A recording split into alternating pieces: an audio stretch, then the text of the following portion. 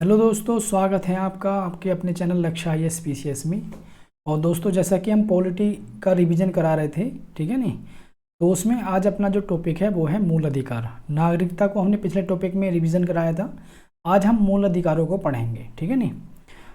तो देखो दोस्तों, मूल अधिकारों को पढ़ने के क्रम में पहले हम ये जानने की कोशिश करेंगे कि मूल अधिकारों को मूल क्यों कहा जाता है। ये मूल अधिकार हैं, इन्हें मूल क्यों कहा जाता है। तो मूल अधिकारों को मूल इसलिए कहा जाता है क्योंकि ये व्यक्ति के यानी कि व्यक्ति के राजनीतिक, आर्थिक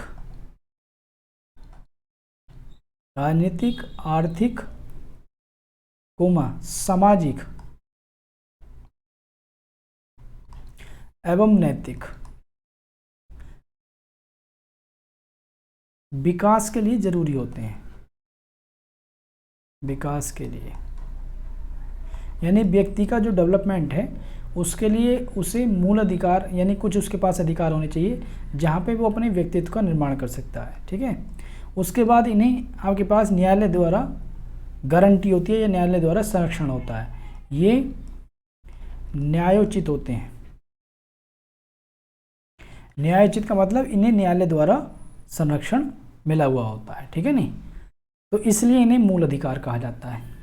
और अन्य जो बेसिक जानकारी है मूल अधिकार से संबंधित, तो वो आपके पास क्या है, इसमें एक ये है कि मूल अधिकार को चेंज करने का जो पावर है, यानी कि आर्टिकल 36 के अंतर्गत के तहत संसद को ये पावर है कि वह मूल अधिकार को कम या ज़्यादा कर सकती है, कम या ज़्यादा कर सकती है, ठीक है। एक बात ये हुई। एक बात ये है कि आपके पास जो मूल अधिकार हैं वो किसके खिलाफ दिए जाते हैं। ये अपनी जो मैं बोल रहा हूँ पॉइंट लिखवा रहा हूँ, तो वो अपने आप में दोस्तों क्वेश्चन है, ठीक है नहीं। इसलिए आपको वीडियो के लास्ट तक आपको देखना होगा अगर आप अच्छे से मूल अधिकारों को समझना चाहते हो। और ये जो आप टॉपिक है अपना या आज की जो क्लास है, आपको IAS में जब लास्ट टाइम में रिवीजन हम करते हैं जल्दी तब आपके लिए महत्वपूर्ण होगी। और PCS या SSC या अन्य जो वनडे एग्जाम होते हैं उनके लिए तो ये क्लास बहुत ही महत्वपूर्ण है, ठीक है नहीं, क्योंकि सीधे सीधे क्वेश्चन पूछ लेता है जो मैं आपको लिखवा रहा हूँ। ये मूल अधिकार किसके खिलाफ है? राज्य के खिलाफ है। किसके खिलाफ में? राज्य के खिलाफ। यानी कि ये राज्य को कुछ करने से रोकते हैं, इसलिए नकारात्मक में प्रवृत्ति कैसी है इनकी? नकारात्मक, क्योंकि राज्य को ये कुछ करने से रोकते हैं। मूल अधिकार पर नियंत्रण आपके पास किया जा सकता है, बिल्कुल किया जा सकता है। ये असीमित नहीं है, यानी कि असीमित नहीं है, इन्हें सीमित भी किया जा सकता है संसद के द्वारा, ठीक है नहीं। तो मूल अधिकारों को सीमित भी किया जा सकता है, ठीक है। और एक इसमें आपके पास पॉइंट है, वो ये है कि जो मूल अधिकारों के बारे में सर्वप्रथम मांग किसके द्वारा की गई थी या कांग्रेस के द्वारा कब मांग की गई थी मूल अधिकारों के संदर्भ में? तो कांग्रेस के द्वारा जो मांग की गई थी दोस्तों, वो कराची अधिवेशन में 1931 में जो कराची अधिवेशन हुआ था, कराची अधिवेशन, तो वहां पर आपके पास कांग्रेस के द्वारा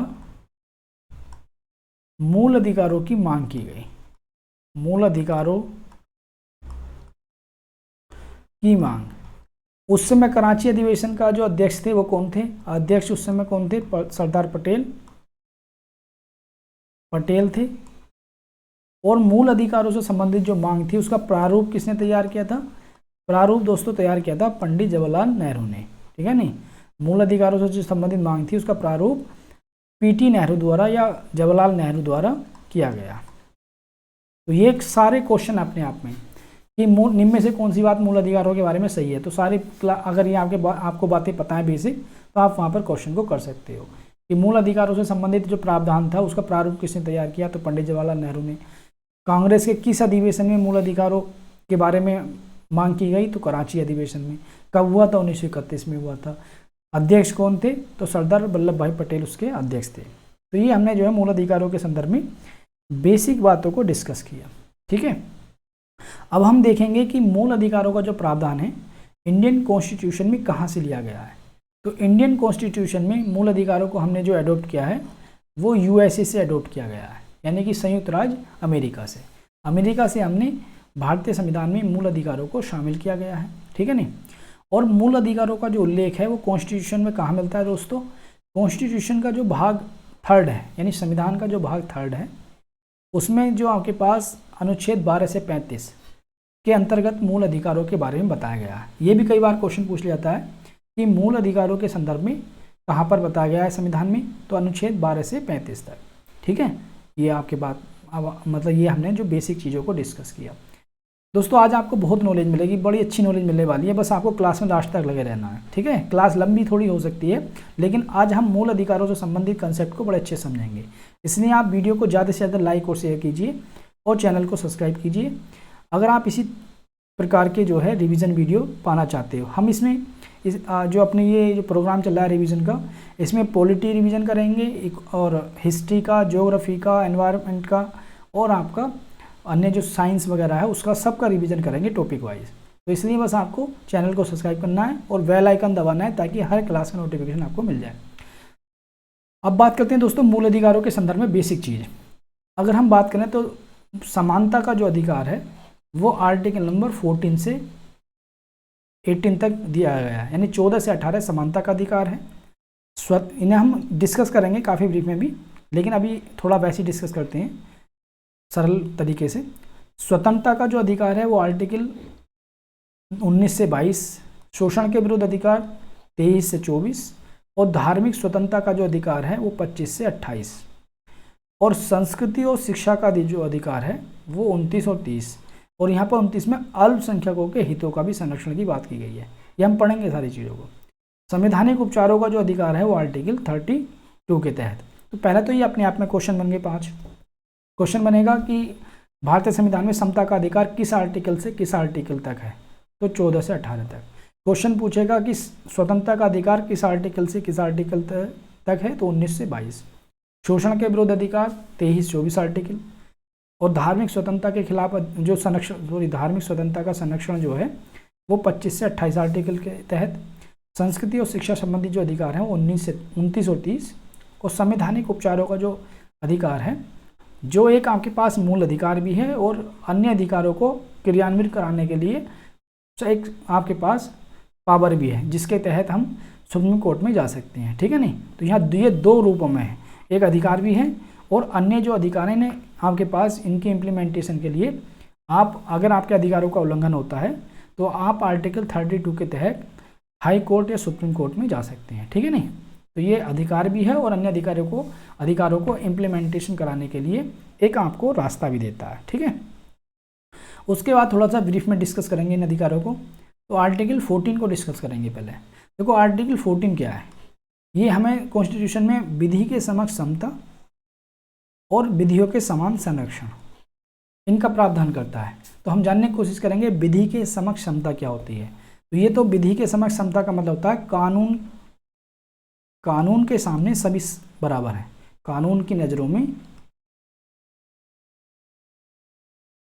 सभी बराबर, सभी समान है। यानी आप अमीर हो या गरीब हो, आप जो अमीर के लिए कानून है वही गरीब के लिए भी कानून है।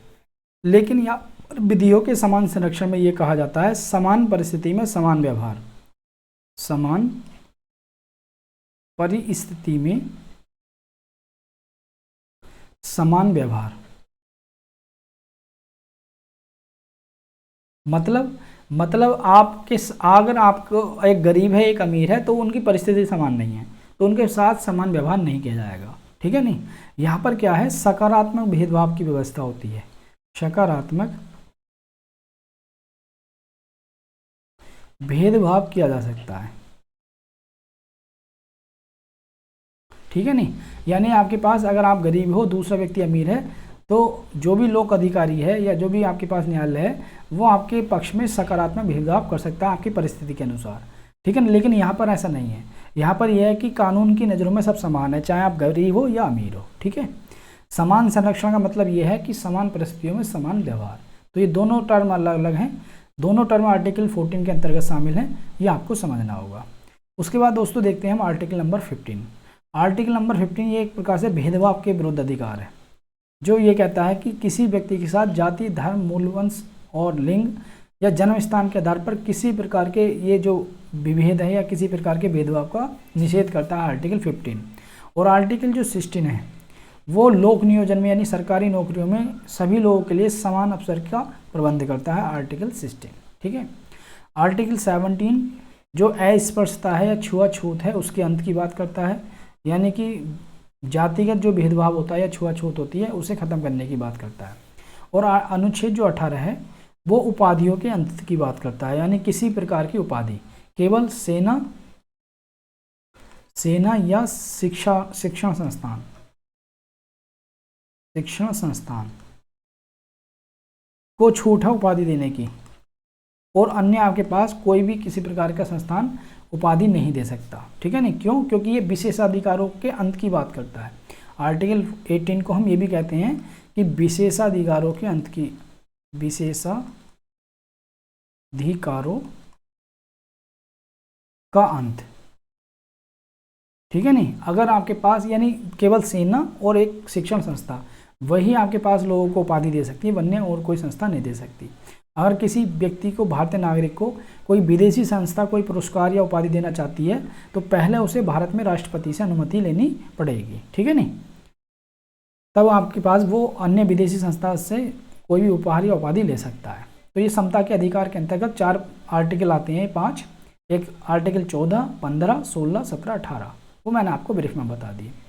अगर मैं आर्टिकल 19 की बात करूं तो आर्टिकल 19 में अभिव्यक्ति की स्वतंत्रता को शामिल किया गया है, और इसके अंतर्गत जो है 6 प्रकार की स्वतंत्रता को शामिल किया गया है, जिन्हें हम आगे पढ़ेंगे अगली स्लाइड में। ठीक है।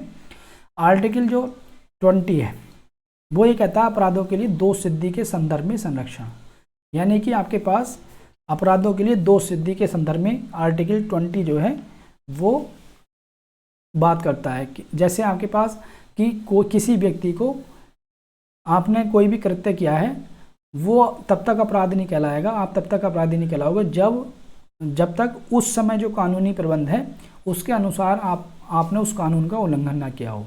यानी कि अगर आपको कोई पुलिस गिरफ्तार कर लेती है तब तक आपके खिलाफ कोई केस दर्ज नहीं होगा जब तक आपने जो काम किया है वो उस समय जो मौजूदा कानून है उनका उल्लंघन ना करता हो। ठीक है नहीं, पहली चीज़। दूसरी चीज़ ये है कि आपको मतलब एक अपने खिलाफ ही जो गवाही है उसके लिए एक प्रकार से दबाव नहीं बनाया जा सकता आप पर। ठीक है नहीं, अपने खिलाफ गवाही देने के लिए आप पर दबाव नहीं बनाया जा सकता। एक ये संरक्षण मिला हुआ है। एक संरक्षण ये मिला हुआ है जो देखो इस टाइप से है 21 में तो ये यहाँ के पास कि जब तक आपका कोई कार्य है यानी कि कोई भी कृत्य कानून का उल्लंघन नहीं करेगा, कानून का उल्लंघन नहीं करेगा तब तक वो अपराध नहीं, तो अपराध नहीं, तो या तब तक अपराध नहीं। देखो मैं मौखिक यहाँ आपको सब बता दूँ क्योंकि सारा लिखा नहीं जा सकता। पहली 20(1) में तो ये, दूसरी 20(2) में ये बोलता है कि आपके पास कि जैसे आपने कोई कृत्य किया है तो एक ही काम के लिए 2 बार आपको दंड नहीं दिया जा सकता, ये 22 में लिखा हुआ है। और 23 में ये लिखा हुआ है इस अनुच्छेद में कि आपको अपने खिलाफ गवाही देने के लिए कोई भी प्रेशराइज नहीं किया जा सकता। तो ये 3 जो संरक्षण है आपको वो आर्टिकल 20 के तहत मिलते हैं। आर्टिकल 21 में आपके पास प्राण और दैहिक स्वतंत्रता का अधिकार है, इसे हम बड़े ब्रीफ से पढ़ेंगे, बहुत अच्छे से पढ़ेंगे, प्राण और दैहिक स्वतंत्रता का अधिकार।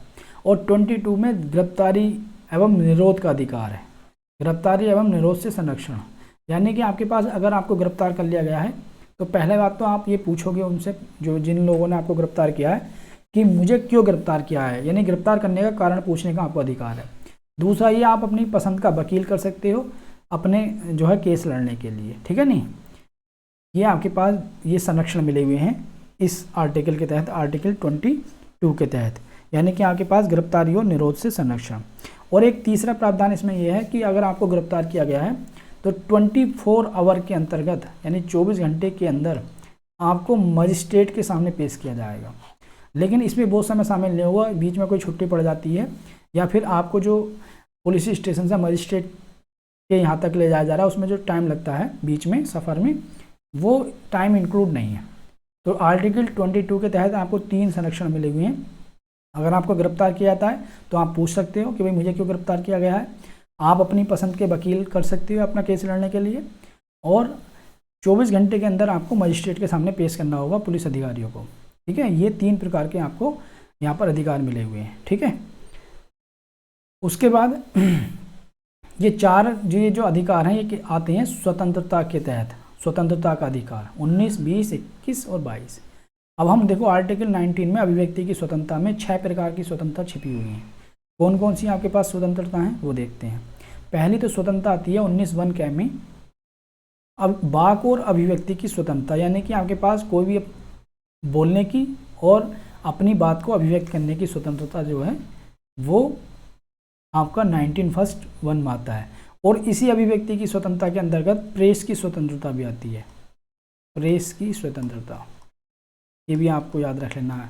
अगर पूछ लिया जाता है कि प्रेस की स्वतंत्रता किसके अंतर्गत है, 19(1) कै के अंतर्गत। उसके बाद अगली जो आपके पास स्वतंत्रता आपको मिली हुई है वो शांतिपूर्वक निरायुध सम्मेलन करने की स्वतंत्रता, यानी कि आप शांतिपूर्वक कोई भी धरना प्रदर्शन कर सकते हो और बिना हथियारों के, आपके पास हथियार नहीं होने चाहिए। ठीक है नहीं। उसके बाद तीसरी स्वतंत्रता आती है कि आप कोई भी संगम बना सकते हो, यानी कोई भी समूह बना सकते हो, संगठन बना सकते हो, संघ बना सकते हो, या फिर कोई भी सहकारी समिति बना सकते हो, सोसाइटी, वो भी बनाने की आपको स्वतंत्रता है 19(1) कै के अंतर्गत। यह आपका स्वतंत्रता के अंतर्गत ही आता है, अधिकार के अंतर्गत। 19(1) कै में किसी भी राज्य क्षेत्र में, भारत के कहीं भी राज्य क्षेत्र में आपको आवाज संचरण की स्वतंत्रता है, लेकिन कुछ राज्यों में कुछ प्रतिबंधों के साथ जो है ये स्वतंत्रता आपकी शामिल है। ठीक है नहीं। 19(1) डै में आपके पास आती है कि आप राज्य के किसी भाग में निवास कर सकते हो, वहाँ रह सकते हो, अपना मकान बना सकते हो, लेकिन जो सीमावर्ती एरिया या कुछ नॉर्थ ईस्ट के एरिया हैं वहाँ पर कुछ प्रतिबंध हैं। ठीक है नहीं, बाकी भारत में आप कहीं भी रह सकते हो, अपना मकान बना सकते हैं, नो प्रॉब्लम। ठीक। उसके बाद 19(1) में आपके पास आता है वृत्ति, व्यापार या कारोबार, यानी भारत में आप कोई भी कारोबार कर सकते हो, कोई व्यापार कर सकते हो, हर प्रकार की आपको स्वतंत्रता है। लेकिन ये जो स्वतंत्रताएं हैं दोस्तों ये असीमित नहीं है, इन पर युक्त प्रतिबंध लगाए जा सकते हैं। ठीक है नहीं। तो ये आर्टिकल 19 के तहत आपको 6 प्रकार की स्वतंत्रता दी गई है। ठीक। उसके बाद हम जो आर्टिकल नंबर 23 है शोषण के विरुद्ध अधिकार। ठीक है नहीं, शोषण के विरुद्ध अधिकार में आर्टिकल नंबर 23 है, जिसमें मानव दुर्व्यवहार यानी कि ह्यूमन की जो ट्रैफिकिंग होती है, महिला की, पुरुषों की, बच्चों की, अनैतिक कार्यों के लिए, उस पर ये संरक्षण देता है। और बलात्श्रम यानी कि बंधुआ मजदूरी जो होती है, यानी बिना किसी पैसे के काम करवाने वाली मजदूरी, उसके खिलाफ भी आपको संरक्षण देता है आर्टिकल नंबर 23।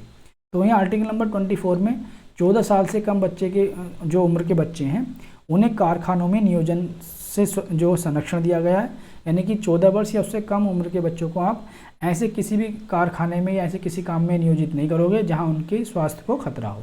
ठीक है नहीं। तो ये शोषण के विरुद्ध अधिकार आर्टिकल नंबर 23 और आर्टिकल नंबर 24 के तहत शामिल है। ठीक है। और दोस्तों जैसा कि मैंने आपको बताया था कि हम 21 जो आर्टिकल है उसे बड़े अच्छे से पढ़ेंगे, क्योंकि ये आर्टिकल से बहुत क्वेश्चन आते हैं, ज़्यादातर महत्वपूर्ण क्वेश्चन यहाँ से आते हैं। प्राण एवं दैहिक स्वतंत्रता का अधिकार। तो पहले तो हम ये जानने की कोशिश करेंगे कि प्राण और दैहिक स्वतंत्रता का अधिकार किस कानूनी बात के अंतर्गत ये आया। ठीक है ना, या ये कौन कौन से कानूनी बात इस अधिकार से संबंधित है। तो एक आपके पास एक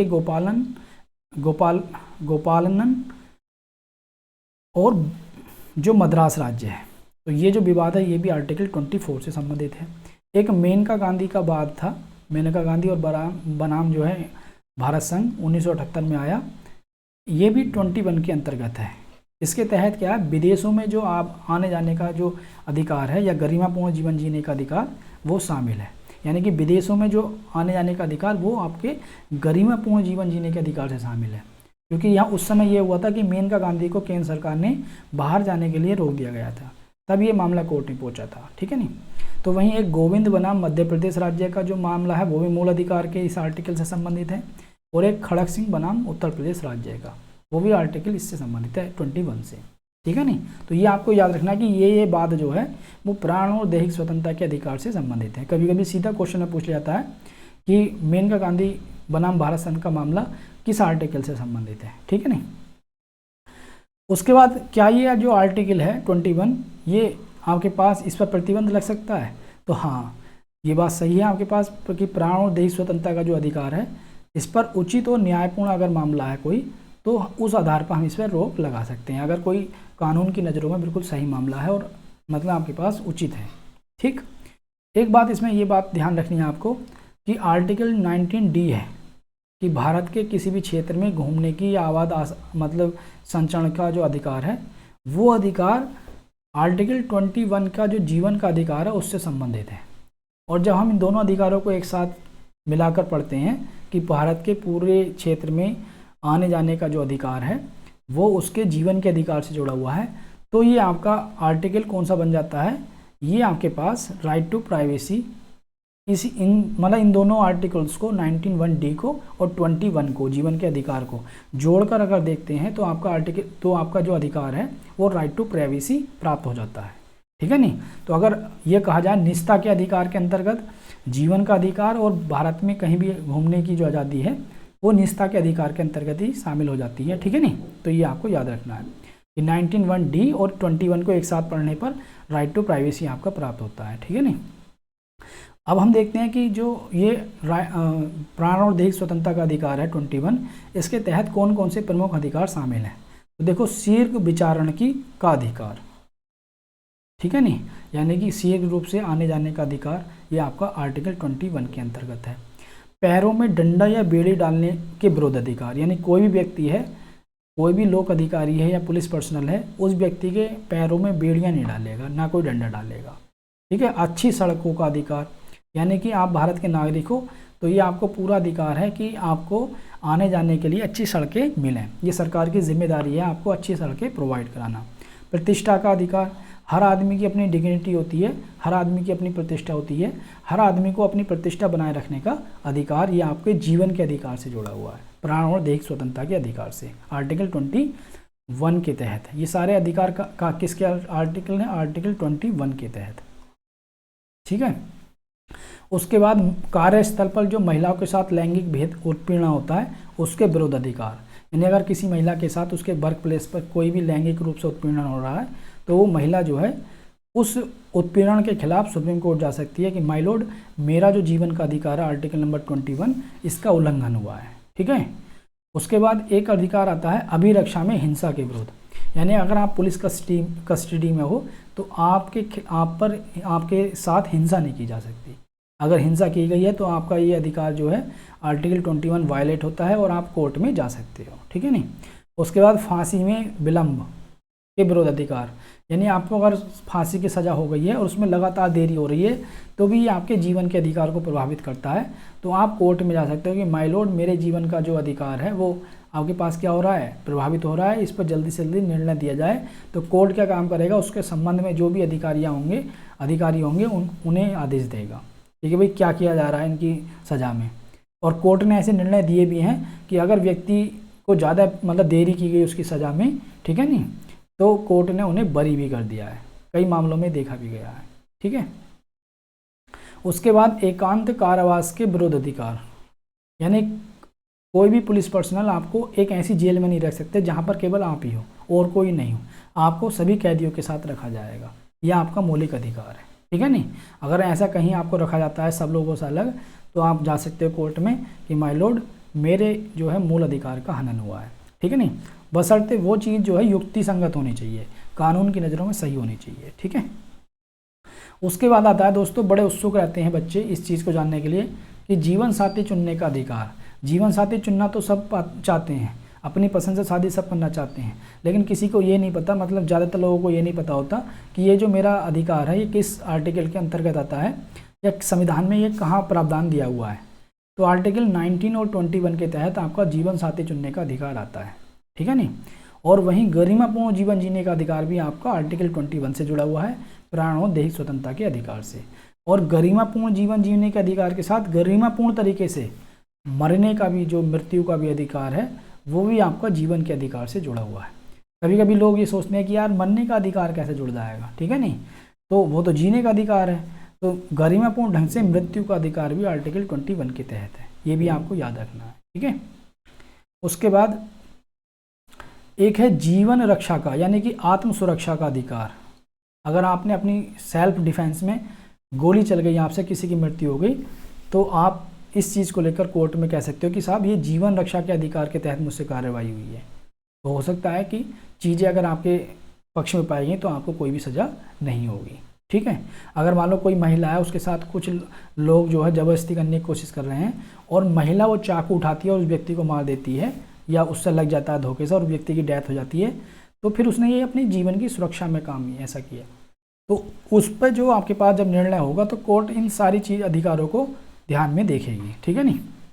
उसके बाद स्वास्थ्य का अधिकार, यानी आपको जीवन अच्छा जीवन जीने के लिए, गरिमापूर्ण जीवन जीने के लिए बेहतर स्वास्थ्य सेवाओं का या बेहतर स्वास्थ्य का अधिकार भी आपको जीवन के अधिकार के अंतर्गत मिला हुआ है। एक चिकित्सक द्वारा घायलों को चिकित्सा सहायता देने का अधिकार, यानी अगर कोई व्यक्ति घायल है तो ये चिकित्सक का ये कर्तव्य है कि उसे वो चिकित्सा जो सुविधा है वो प्रदान कराएगा। यानी अगर आप घायल हो, आप किसी डॉक्टर के पास जाओगे, गवर्नमेंट डॉक्टर के, ठीक है नहीं, तो वो आपके पास वो मना नहीं कर सकता आपका इलाज करने के लिए। ठीक है। प्राइवेट डॉक्टर भी नहीं मना कर सकता, ये आपका मूल अधिकार का हनन हो रहा है। निजता का अधिकार, निजता का अधिकार का मतलब राइट टू प्राइवेसी, यानी कि right to privacy, privacy, privacy, यानी कि आपके पास जो आपकी निजता है, आपकी गोपनीयता है, ठीक है नहीं, गोपनीयता का अधिकार भी बोलते हैं ये अधिकार भी आपका जीवन के अधिकार से जुड़ा हुआ है। महिलाओं का महिलाओं का शालीनता और गरिमा से जीने का अधिकार भी, ये भी आपका जीवन के अधिकार से जुड़ा हुआ है। ये सारे अधिकार आपको किससे मिले हुए हैं? आर्टिकल 21 से। और इसलिए यहाँ से क्वेश्चन लगभग 200 क्वेश्चन ये बन गए आपके पास। और यूपी पीसीएस में तो सीधे सीधे पूछ ले जाते हैं, यूपी में, बिहार में, कहीं स्टेट पीसीएस में सीधे पूछ ले जाते हैं। और आईएएस में क्या होगा, इन कई सारे अधिकारों को मिला के एक क्वेश्चन बना लिया जाएगा। तो इसलिए आर्टिकल 21 बड़ा महत्वपूर्ण हो जाता है दोस्तों। मैंने पूरी कोशिश की आपको हर चीज़ समझाने की, इसलिए वीडियो को लाइक और शेयर करते रहें और चैनल को सब्सक्राइब करें और बेल आइकन जरूर दबाएं कि आने वाले जो वीडियो हैं उनका भी नोटिफिकेशन आपको मिल जाए। स्वच्छ वातावरण का आपके पास अधिकार, यानी कि प्रदूषण रहित वातावरण का आपका अधिकार है। सरकार का ये दायित्व है जलवायु में जीने के जो आपका अधिकार है, यानी कि हानिकारक जो उद्योगों द्वारा प्रदूषण फैलता है या अन्य तरीकों से, सरकार उन पर पाबंदी लगाए और आपका जो जीने का अधिकार है स्वच्छ, उसमें जो स्वच्छ पर्यावरण का अधिकार है उसे संरक्षण दे। ये सरकार की जिम्मेदारी है। ठीक है नहीं। विदेश यात्रा करने का अधिकार भी आपके गरिमापूर्ण जीवन से जुड़ा हुआ है। और राज्य के बाहर न जाने का अधिकार भी, अगर आपका इच्छा नहीं है कि मैं राज्य से बाहर न जाऊं तो आपको कोई ज़बरदस्ती नहीं भेज सकता। ठीक है नहीं। निःशुल्क कानूनी सहायता पाने का अधिकार यह आपका जीवन से जुड़ा हुआ है। और आश्रय का अधिकार भी, आप कहीं भी देश के अंदर आश्रय ले सकते हो, यह आपका मूल अधिकार है, कोई भी आपको मना नहीं कर सकता। तो दोस्तों ये मैंने महत्वपूर्ण अधिकार पढ़े आर्टिकल 21 के तहत। अब हम देखेंगे कुछ आर्टिकल 45 से संबंधित अधिकार हैं आपके, जिसमें आपके पास एक ये महत्वपूर्ण अधिकार है 86वें संविधान संशोधन द्वारा 2022 में ये अधिकार जोड़ दिया गया, आर्टिकल नंबर 21 के। और इसमें ये बताया गया कि 6 से 14 वर्ष के बच्चे को निःशुल्क और अनिवार्य शिक्षा उपलब्ध कराई जाएगी, ये उसका अधिकार है। यानी 6 से 14 वर्ष के बच्चे को आर्टिकल 21 के अंतर्गत ये अधिकार है कि वो निःशुल्क और अनिवार्य शिक्षा प्राप्त करें। और जब ये अधिकार जोड़ा गया 2002 में, तभी एक मूल कर्तव्य भी जोड़ दिया गया 51 के अंतर्गत कि माता पिता का भी ये कर्तव्य है कि 6 से 14 वर्ष का जो बच्चा है उनका, वो उसकी शिक्षा लेने में उसकी सहायता करें। ठीक है नहीं। यानी कि ऐसे वातावरण को क्रिएट करें ताकि 6 से 14 वर्ष का बच्चा निःशुल्क और अनिवार्य शिक्षा को प्राप्त कर सके या अपने अधिकार का यूज कर सके। तो ये दो अधिकार जो है 86वें संविधान संशोधन द्वारा जोड़ दिए गए। क्वेश्चन यही बन जाता है कि शिक्षा जो 6 से 14 वर्ष के बच्चे को निःशुल्क और अनिवार्य शिक्षा का अधिकार है, किस संविधान संशोधन द्वारा जोड़ा गया है? तो कौन सा संविधान संशोधन है आपके पास? 86वां संविधान संशोधन। ठीक है नहीं। संवैधानिक संशोधन 2002 में ये जोड़ा गया आर्टिकल 21 के अंतर्गत। और एक मूल कर्तव्य भी जोड़ दिया गया। ठीक है नहीं। और मूल कर्तव्य को कहाँ से लिया गया है? रसिया से लिया गया है या सोवियत संघ से लिया गया है। ठीक है नहीं। वो हम आगे चैप्टर में पढ़ेंगे। अब दोस्तों आपके पास धार्मिक स्वतंत्रता के अधिकार के अंतर्गत आप कौन कौन से अधिकार हैं? पहला अधिकार तो यही है कि अंतःकरण की और धर्म को अबाध रूप से मानने की स्वतंत्रता, यानी किसी व्यक्ति को अपने अंतःकरण की और धर्म को मानने की स्वतंत्रता है और उसके अनुसार आचरण करने की और प्रचार करने की भी स्वतंत्रता, वो आपके पास आर्टिकल 5 में है, ठीक है नहीं। उसके बाद जो आर्टिकल नंबर 26 है, तो वहाँ पर ये दिया हुआ है आर्टिकल नंबर 26 में कि जो धार्मिक कार्य हैं उनके प्रबंधन की भी स्वतंत्रता है, वो आर्टिकल 26 में है। तो आर्टिकल 27 ये कहता है धार्मिक स्वतंत्रता के अधिकार के अंतर्गत कि कोई राज्य किसी भी धर्म की अभिवृद्धि के लिए कोई भी टैक्स नहीं लगा सकता, यानी टैक्स नहीं लगा सकता, नहीं, किसी भी धर्म की अभिवृद्धि के लिए, यानी किसी भी धर्म को आगे बढ़ाने के लिए सरकार टैक्स नहीं लगा सकती। सरकार फीस ले सकती है, जो भी वो सुविधा दे रही है, ठीक है नहीं, तो सुविधाओं के लिए फीस ले सकती है लेकिन टैक्स नहीं लगा सकती, ठीक है। तो टैक्स से जो स्वतंत्रता है वो आर्टिकल 27 के तहत है। आर्टिकल जो 28 है वो ये कहता है कि कुछ जो शिक्षण संस्थाओं में धार्मिक शिक्षा या धार्मिक उपासना में किसी भी व्यक्ति को उपस्थित होने के लिए बाध्य नहीं किया जा सकता। यानी अगर कॉलेज में प्रेयर हो रही है और कोई बच्चा उसमें नहीं जाना चाहता, तो आप उस चीज़ के लिए बाध्य नहीं कर सकते उसे प्रेयर करने के लिए। क्यों? वो उसका राइट्स है, धार्मिक स्वतंत्रता का अधिकार। अगर आपके पास वो प्रेयर में उसे आपको शामिल कराया तो आप उसके पेरेंट्स से सहमति लोगे, वो पेरेंट्स की सहमति से मतलब प्रेयर में शामिल हो सकता है, उसके पेरेंट्स से आप बात करोगे, ठीक है नहीं। उसके बाद एक आर्टिकल 29 आता है, ये संस्कृति और शिक्षा से संबंधित अधिकार है। तो आर्टिकल 29 ये कहता है अल्पसंख्यक वर्गों के हितों का संरक्षण। कई बार क्वेश्चन पूछा गया है कि अल्पसंख्यक वर्गों के हितों का संरक्षण किस आर्टिकल के तहत है, तो 29 के तहत, ठीक है नहीं। उसके बाद और उनकी सुरक्षा संबंधी अधिकार भी इसी के तहत है। आर्टिकल 30 ये कहता है कि जो अल्पसंख्यक वर्ग हैं वो शिक्षा संस्थाओं की स्थापना कर सकते हैं और उसका प्रशासन भी कर सकते हैं। ये आर्टिकल आपके पास अल्पसंख्यक वर्गों के अधिकार के अंतर्गत ये बातें आई हैं कि आर्टिकल 30 कि वो जो शिक्षा संस्थान हैं उनकी स्थापना कर सकते हैं और उनका प्रशासन भी कर सकते हैं। फिर उसके बाद दोस्तों ये 5 प्रकार की रिट हैं जो आर्टिकल आपके पास 32 के तहत दी गई हैं। आर्टिकल 32 क्या बताया था मैंने, संवैधानिक उपचारों का अधिकार, ठीक है नहीं, संवैधानिक उपचारों का अधिकार। ये एक मैंने आपको बताया था अधिकार भी है और अन्य अधिकारों को इम्प्लीमेंटेशन कराने के लिए एक रास्ता भी है, ठीक है नहीं। तो ये इसके अंदर इसे ही आपने डॉक्टर अंबेडकर ने संविधान की आत्मा कहा। अंबेडकर संविधान की आत्मा, क्यों? क्योंकि आपके पास इसके बिना अन्य मूल अधिकारों को इम्प्लीमेंट नहीं कराया जा सकता, ठीक है। तो इसमें क्या होता है, जब आपके मूल अधिकारों का हनन होता है तो आप इस आर्टिकल 32 के तहत कोर्ट में जाते हो। कहाँ कहाँ जा सकते हो? उच्चतम न्यायालय में जा सकते हो और उच्च न्यायालय में जा सकते हो। उच्चतम न्यायालय में आर्टिकल 32 के तहत जा सकते हो और उच्च न्यायालय में आर्टिकल 226 यानी कि 226 के तहत जा सकते हो यदि आपके मूल अधिकारों का हनन होता है। और जब आपके मूल अधिकारों का हनन होता है दोस्तों, तो न्यायालय जो है 5 प्रकार की रिट जारी कर सकता है। यानी कि अगर आपके मूल अधिकारों का हनन हुआ है तो न्यायालय 5 प्रकार की रिट जारी कर सकता है। पहली आती है बंदी प्रत्यक्षीकरण, इसे इंग्लिश में बोला जाता है हैवीज कॉर्पस। हैवीज कॉर्पस, इसमें क्या होता है, इसमें ये होता है कि अगर आपको किसी भी लोक अधिकारी ने या निजी व्यक्ति ने, ठीक है ना, बंदी बना लिया है तो 24 घंटे के अंदर उसे न्यायालय के सामने आपको पेश करना होगा। और ये जो बंदी प्रत्यक्षीकरण का अधिकार है ये आपके आर्टिकल 21 यानी जीवन के अधिकार से जुड़ा हुआ है, जीवन के अधिकार के अंतर्गत निहित है, ठीक है नहीं। इसमें आपके पास जीवन के अधिकार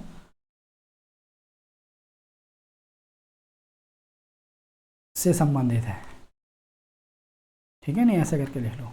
या जीवन का जो अधिकार है वो बंदी प्रत्यक्षीकरण से संबंधित है। क्यों? क्योंकि व्यक्ति को गरिमापूर्ण जीवन जीने का अधिकार है। अगर किसी लोक अधिकारी ने या निजी व्यक्ति ने, और यहाँ भी लिख लेंगे ये लोक अधिकारी का मतलब गवर्नमेंट सर्वेंट और निजी व्यक्ति दोनों के खिलाफ है, के विरुद्ध, लोक अधिकारी और निजी व्यक्ति दोनों के विरुद्ध अधिकार दिया हुआ है, ठीक है नहीं। अगर आपको किसी ने बंदी बनाया हुआ है तो 24 आवर के अंतर्गत आपको कोर्ट के सामने उसे पेश करना होगा, ठीक है। दूसरी जो रिट आती है परमादेश, परमादेश को इंग्लिश में बोलते हैं आपके पास मैंडेमस, मैंडेमस। ठीक है ना। ये क्या है कि जब आपके मूल अधिकारों का हनन होता है तो सुप्रीम कोर्ट उन अधिकारियों को ये आदेश जारी करता है कि मान लो किसी कोई अधिकारी उस काम के लिए बना है, यानी कि उसकी नियुक्ति या उसके अधिकार क्षेत्र में वो काम करना आता है और वो आपके काम को करने से मना कर देता है। ठीक है नहीं, यानी कि उसके अधिकार क्षेत्र में है वो काम और वो उस काम करने के लिए सरकार की ओर से नियुक्त भी है, लेकिन वो आपका काम करने से मना कर देता है। तब आप कोर्ट में जाते हो कि माय लॉर्ड मेरे मूल अधिकार का हनन हुआ है। तो कोर्ट निर्देश जारी करता है, उस अधिकारी को कहता है कि आपकी नियुक्ति जिस काम के लिए हुई है आप काम करने के लिए मना क्यों कर रहे हो। तो उस व्यक्ति को उस काम को करने का आदेश देता है कोर्ट। वो किसके अंतर्गत, परमादेश, परमा नाम से पता चला परमादेश। उसके बाद दो ये रिट आती हैं, प्रतिषेध और उत्प्रेषण। प्रतिषेध को बोलते हैं हम प्रोहिबिशन, यानी कि रोकना, और इससे बोलते हैं हम उत्प्रेषण को बोलते हैं सर्टियोरेरी।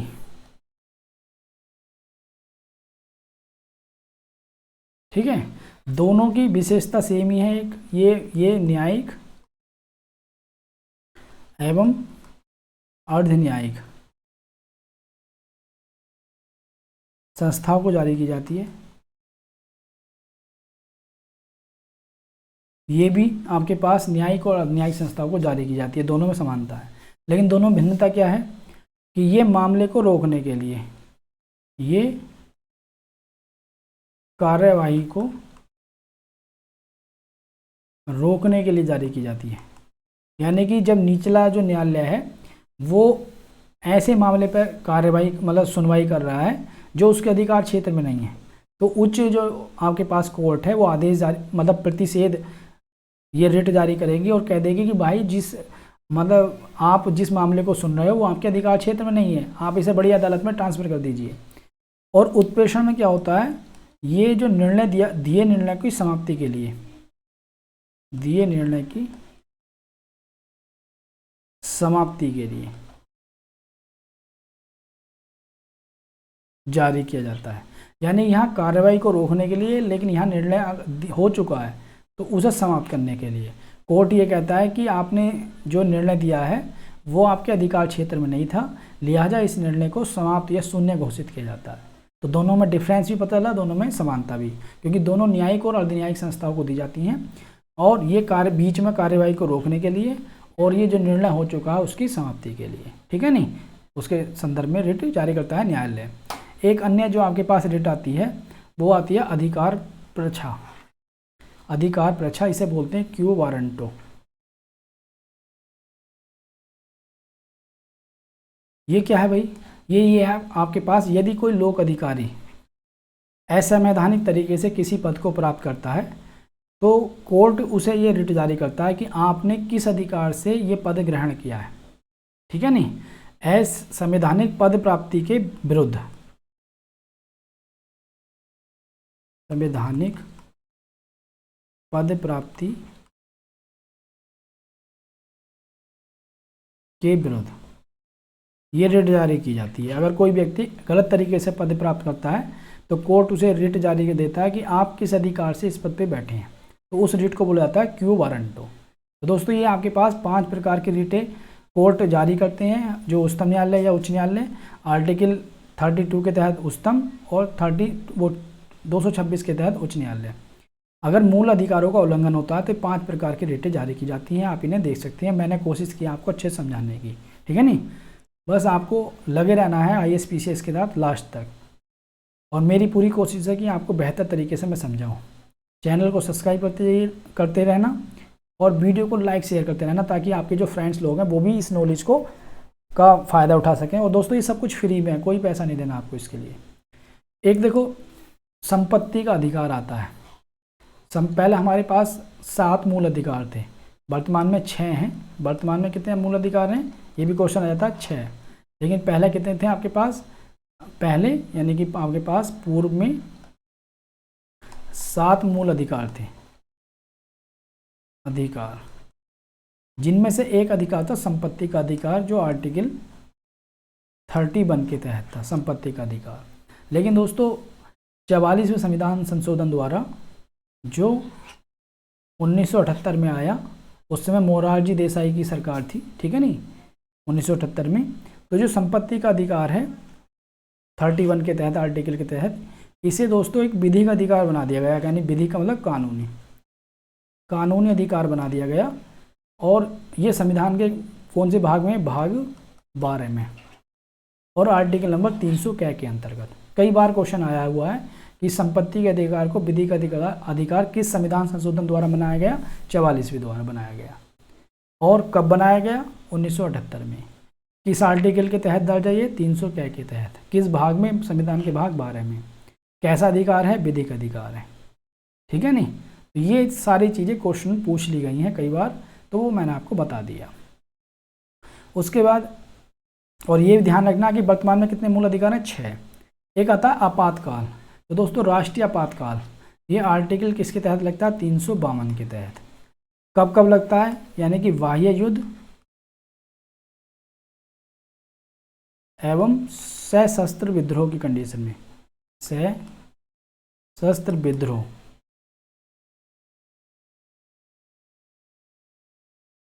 की अवस्था में। और जब ये आपके पास आपातकाल की घोषणा होती है तो मूल अधिकार कैसे परिवर्तित होते हैं उसे हमें समझना है। तो जैसे दोस्तों आर्टिकल 352 के तहत राष्ट्रीय आपातकाल की घोषणा होती है, तभी ये 2 अनुच्छेद, अनुच्छेद 358 और अनुच्छेद 359, ये एकदम एक्टिव हो जाते हैं। अनुच्छेद 358 के तहत तो जो आपको स्वतंत्रता के अधिकार दिए गए हैं 19 के तहत, वो स्वतः ही निलंबित हो जाते हैं। तो वहीं अनुच्छेद जो 359 है, उनके तहत राष्ट्रपति जो है वो मूल अधिकार, अन्य मूल अधिकारों को निलंबित कर सकता है। और जो 44वां संविधान संशोधन 1978 में आया था, वहाँ पर ये व्यवस्था कर दी गई कि भले ही राष्ट्रीय आपातकाल की घोषणा हुई हो, लेकिन जो आपका अपराधों के लिए दोष सिद्धि यानी कि आर्टिकल 20 और प्राण और दैहिक स्वतंत्रता का अधिकार आर्टिकल 21, ये निलंबित नहीं होंगे, यानी कि इन पर पाबंदी नहीं लगेगी। यानी कि ये कई बार क्वेश्चन आ चुका है कि राष्ट्रीय आपातकाल के समय कौन कौन से अधिकार जीवित रहते हैं, तो आर्टिकल 20 और आर्टिकल 21। और राष्ट्रीय आपातकाल के समय क्या होता है कि आर्टिकल 358 और ये 59, ये दोनों एक्टिव हो जाते हैं। 358 के तहत जो आपको 6 प्रकार की जो स्वतंत्रता मिली हुई है आर्टिकल 19 के तहत, वो स्वतः ही बंद हो जाती हैं, निलंबित हो जाती हैं। और 359 के तहत राष्ट्रपति अन्य मूल अधिकारों को भी निलंबित कर सकता है। तो ये आपको याद रखना है। और राष्ट्रीय आपातकाल आर्टिकल 352 के तहत लगाया जाता है बाह्य युद्ध या सशस्त्र विद्रोह की अवस्था में, ठीक है नहीं। तो राष्ट्रीय आपातकाल मूल अधिकारों को कैसे प्रभावित करता है वो मैंने आपको बता दिया, ठीक है। उसके बाद आगे बढ़ेंगे। मूल अधिकारों से संबंधित दोस्तों कुछ पॉइंट्स हैं, उन्हें देखते हैं। जैसे पहला पॉइंट से कि आर्टिकल जो 21 क्या है, इसके अंतर्गत जो शिक्षा के अधिकार को 6 से 14 वर्ष के बच्चे को निःशुल्क और अनिवार्य शिक्षा का अधिकार दिया गया है। ये कौन से संवैधानिक संशोधन द्वारा लाया गया? तो 86वें संविधान संशोधन द्वारा 2002 में क्वेश्चन बन गया। एक क्वेश्चन ये हो गया, एक ये हो गया और एक ये हो गया, ठीक है नहीं। और एक ये हो गया कितने वर्ष के बच्चों को? 6 से 14 वर्ष के बच्चे के लिए, ठीक है। तो कितने सारे क्वेश्चन होंगे? 4 क्वेश्चन यहाँ से बन गए। और एक आर्टिकल जो है 51 कैवी जोड़ा, वो मूल कर्तव्य है कि माता पिता जो है ऐसे बच्चे को जो 6 से 14 वर्ष का बच्चा है वो शिक्षा उपलब्ध मत कराने में उसकी हेल्प करेंगे, शिक्षा पाने में, ठीक है नहीं। प्रेस की स्वतंत्रता से संबंधित अधिकार किस आर्टिकल के तहत है? आर्टिकल 19(1) के तहत। अभिव्यक्ति की स्वतंत्रता, अभिव्यक्ति की स्वतंत्रता। और प्रेस को या मीडिया को दोस्तों लोकतंत्र का चौथा पिलर भी कहा जाता है। मेनका गांधी का मामला जो आया था वो किससे संबंधित है? आर्टिकल 21 से। जो मैंने आपको बात कराए थे, जो मामले कराए थे, तो वहाँ सीधा सीधा भी देखो ऐसा पूछ लिया गया है कि ये मेनका गांधी का बात किससे संबंधित था? आर्टिकल 21 से। ये मूल अधिकारों का विस्तार कर दिया गया और विदेशों में भी आने जाने की स्वतंत्रता को गरिमापूर्ण जीवन जीने की स्वतंत्रता से जोड़ा गया। सिख जो कृपाण आपके पास धारण करते हैं, तो वो आपके पास जो धार्मिक स्वतंत्रता का उनका अधिकार है वो किस आर्टिकल के तहत? 25 के अंतर्गत। और इस समय जो हिजाब का मामला चल रहा है उस पर सुनवाई भी आर्टिकल 25 के तहत ही चल रही है कि ये मुस्लिम धर्म का अंग है कि नहीं है। जैसे एक कृपाण धारण करना सिख धर्म का अंग है। मौलिक अधिकारों का दोस्तों संरक्षक कौन है? तो उच्चतम और उच्च न्यायालय। मैंने आपको बताया था ये इसके गारंटर हैं, इसके संरक्षक हैं। और यहाँ पर देखो अगली स्लाइड में हम देखते हैं कौन कौन से मौलिक अधिकार भारतीय और विदेशी दोनों नागरिकों को हैं। तो पहले हमें पता होना चाहिए कौन कौन से मौलिक अधिकार केवल इंडियन को हैं। तो केवल भारतीय नागरिकों को कौन कौन से मौलिक अधिकार है? 15, 16, 29 और 30। ये 4 आपके पास मौलिक अधिकार हैं जो केवल भारतीय नागरिकों को प्राप्त हैं। बाकी अन्य मौलिक अधिकार चाहे वो 14 हो आर्टिकल, विधि के समक्ष समता या समान संरक्षण का अधिकार, आर्टिकल 20 हो अपराधों के लिए दोष सिद्धि का अधिकार, 21 हो प्राण और दैहिक स्वतंत्रता का अधिकार, 21 क्या हो 6 से 14 वर्ष के बच्चे को निःशुल्क और अनिवार्य शिक्षा का अधिकार, 22 हो गिरफ्तारी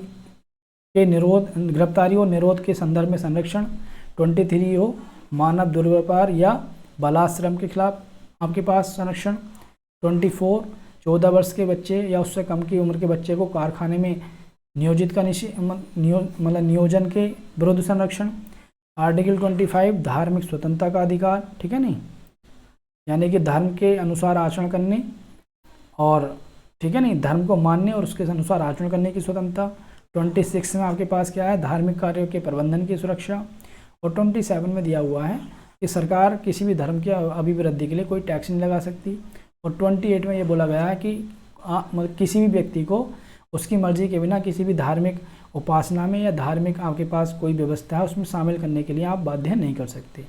और आर्टिकल 32 है ये संवैधानिक उपचारों का अधिकार है जो सभी अधिकारों के क्रियान्वयन के लिए उत्तरदायी भी है, रास्ता देता है और खुद भी एक मौलिक अधिकार है। और इसलिए इन्हें इसी अधिकार को डॉक्टर अंबेडकर ने संविधान की आत्मा कहा, क्योंकि इसके बिना ये सारे अधिकार क्या हो जाते हैं? बेकार हो जाते हैं, क्योंकि इनका इम्प्लीमेंटेशन नहीं हो पाता। ठीक है। और ये 4 अधिकार केवल भारतीय नागरिक को दिए गए हैं, केवल भारतीय नागरिकों को। ठीक है, तो ये आपको याद रखना है। तो ये मैंने आपको बता दिया कि ये सारे अधिकार विदेशी नागरिकों और भारतीय दोनों को प्राप्त हैं, लेकिन आर्टिकल 15, 16, 29, 30 ये केवल भारतीय नागरिकों को। और महत्वपूर्ण आपके पास पॉइंट है, जैसे उच्चतम न्यायालय ने मूल संरचना या बुनियादी ढांचा या अब आपके पास एक प्रकार से मूल संरचना का सिद्धांत या बुनियादी या बेसिक स्ट्रक्चर भी बोल देते हैं, ठीक है ना, बुनियादी ढांचे को इंग्लिश में बोलते हैं बेसिक स्ट्रक्चर। उसका जो प्रावधान लाया गया वो कौन से मामले के तहत? केशवरम भारती बनाम केरल राज्य के तहत 1973 में, ये आपको याद रखना है। फिर शिक्षा का अधिकार जो कब लागू हुआ? 2019। शिक्षा का अधिकार 2009 कब लागू हुआ? 1 अप्रैल 2010 को। उच्चतम न्यायालय ने सूचना के अधिकार को किस आर्टिकल के तहत निहित माना? तो सूचना का अधिकार ये जो RTI एक्ट किसके अंतर्गत आया? RTI एक्ट 2005 के अंतर्गत आया। न्यायालय ने इसे 19(1) कै में, ठीक है नहीं, वाक और अभिव्यक्ति की स्वतंत्रता के अंतर्गत शामिल इसे किया है, ठीक है नहीं। उसके बाद एक है बंदी प्रत्यक्षीकरण के अधिनियम के अंदर एक व्यक्ति को बिना मुकदमा चलाए कितने महीनों तक बंदी बनाया जा सकता है? 3 माह तक। और फिर उसके बाद एक बोर्ड बैठेगा, उसमें न्यायाधीश भी होंगे कुछ, और वो निर्णय लेंगे कि हाँ इस व्यक्ति को आगे बंदी बनाया जाए कि नहीं। फिर किसी अभिव्यक्ति को स्वयं के विरुद्ध गवाही देने के लिए बाध्य नहीं किया जा सकता। किस आर्टिकल के तहत? आर्टिकल नंबर 23 के तहत, ठीक है नहीं। ये मैंने आपको वहाँ बताया था अच्छे से। उसके बाद भारतीय संविधान के जो अनुच्छेद 25 में हिंदू शब्द के अंतर्गत कौन कौन से आपके पास संप्रदाय आते हैं? बौद्ध, जैन और सिख, ये सारे हिंदू धर्म के अंतर्गत ही आते हैं, ठीक है ना, हिंदू शब्द के अंतर्गत। और बंधुआ मजदूरी या मजदूर उन्मूलन अधिनियम कब पारित हुआ था? 1976 में, ये आपको याद रखनी है। तो दोस्तों ये तो आपके पास मैंने महत्वपूर्ण अधिकार आपको बताए, ठीक है नहीं। और इसमें आपके पास कुछ अन्य और अधिकार हैं, क्योंकि अधिकार तो 12 से 35 तक हैं, लेकिन हमने 14 से 32 तक डिस्कस किए हैं। कुछ अन्य अधिकार हैं वो मैं आपको मौखिक बता देता हूँ। जैसा आर्टिकल नंबर 12 है, आर्टिकल नंबर 12 ये क्या है? इसमें राज्य की भाषा दे रखी है, राज्य की परिभाषा। इसमें क्या है भाई? इसमें ये है दोस्तों कि ऐसी कोई भी संस्था जो सरकार से या तो फंड ले रही है या फिर सरकार उसे संचालित कर रही है, वो सब राज्य के अंतर्गत आती हैं। तो राज्य के अंतर्गत आने वाली संस्थाओं के बारे में बताया गया है।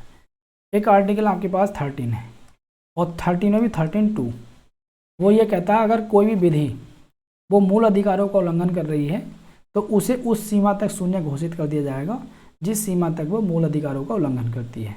यानी कि ये आपके पास अगर संसद ने कोई कानून बनाया है या राज्य सरकार ने कोई कानून पास किया है, अगर वो मूल अधिकारों का उल्लंघन कर रही है तो जो न्यायालय है वो उस विधि को उस सीमा तक जीरो घोषित कर देगा, शून्य घोषित कर देगा जिस सीमा तक वो मूल अधिकारों का उल्लंघन करेगी।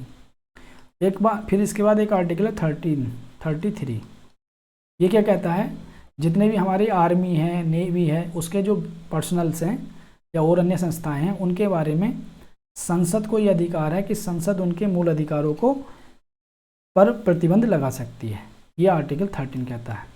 आर्टिकल 34 क्या कहता है कि भारत में संपूर्ण भारत में या उसके किसी राज्य क्षेत्र में अगर मार्शल लॉ लागू है यानी सैनिक कानून अगर वहाँ लागू हैं तो संसद को यह शक्ति है कि वो मूल अधिकारों पर प्रतिबंध लगा सकती है। ठीक है नहीं।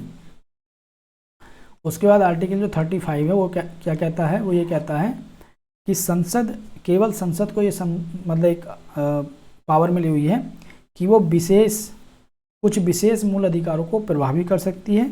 ठीक है नहीं, प्रभावी करने के लिए कानून बना सकती है। आर्टिकल 35 के तहत कि विशेष मूल अधिकारों को प्रभावी बनाने के लिए कानून बना सकती है।